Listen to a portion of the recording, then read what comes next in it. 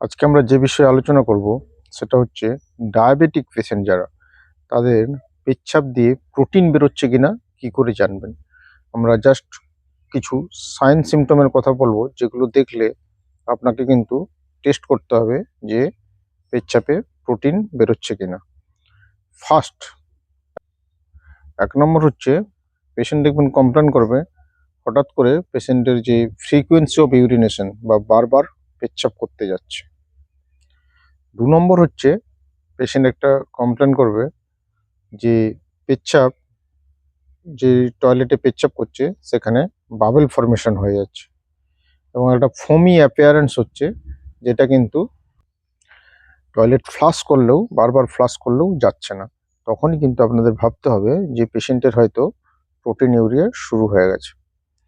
আরেকটা patient complain করে যে পেশেন্টের একটুতেই খুব টায়ার্ডনেস বা দুর্বল, হাঁপিয়ে যাচ্ছে, কাজ করতে পারছে না, বা একটু সিঁড়ি ওঠানামা করলেই পেশেন্ট হাঁপিয়ে যাচ্ছে, শর্টনেস অফ ব্রেথ হচ্ছে, তাহলেই ভাবতে হবে যে পেশেন্টের প্রোটিন ইউরিয়া হতে পারে যারা ডায়াবেটিসে আক্রান্ত। পেশেন্টের একটা লস অফ অ্যাপিটাইট হচ্ছে, সবসময় একটা নশিয়া নশিয়া বা বমি বমি ভাব হচ্ছে এবং 2-1বার বমিও করে ফেলছেন। সেই সব ক্ষেত্রে আপনি কিন্তু আন্দাজ করতে পারেন যে পেশেন্টের হয়তো প্রোটিন ইউরিয়া শুরু হয়ে গেছে বা ডায়াবেটিসের জন্য আর্লি সিকেডি বা ডায়াবেটিসের জন্য early DKD, diabetic kidney disease develop করছে। আরেকটা পেশেন্ট কমপ্লেন করে যে পাফিনেস অ্যারাউন্ড দ্য ফেস এবং অ্যারাউন্ড দ্য আইলিড, চোখের গোড়াতে চোখের পাতা ফুলে যাচ্ছে এবং লোয়ার আইলিড ফুলছে, এবং সেটা স্পেশালি হচ্ছে সকালে ঘুম থেকে ওঠার পর পেশেন্ট কমপ্লেন করছে যে মর্নিংয়ে চোখের অ্যারাউন্ড ফুলে যাচ্ছে। আর একটা কমপ্লেন পেশেন্ট ইম্পর্টেন্ট করে, যেটা হচ্ছে নাইট টাইম হচ্ছে মাসেল ক্র্যাম্প হচ্ছে, কাপ মাসেলে পেশেন্ট কমপ্লেন করতে নাইট টাইম মাসেলে একটা ক্র্যাম্প হচ্ছে, যাতে পেশেন্টের ঘুমও ভেঙে যাচ্ছে। আরেকটা শেষ যেটা কমপ্লেন করে সেটা হচ্ছে পায়ের গোড়ালি ফুলে যাচ্ছে, অ্যাবডোমিনাল সোয়েলিং হচ্ছে বা পেটেও জল জমছে।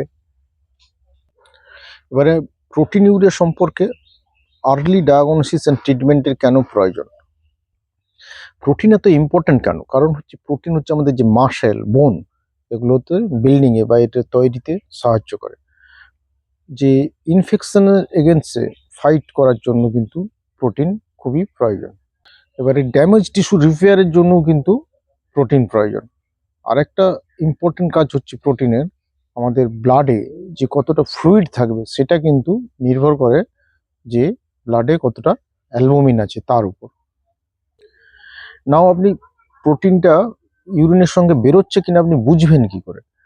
ফার্স্ট হচ্ছে ল্যাবরেটরি টেস্ট। ল্যাবরেটরি টেস্ট যদি করেন ইউরিনের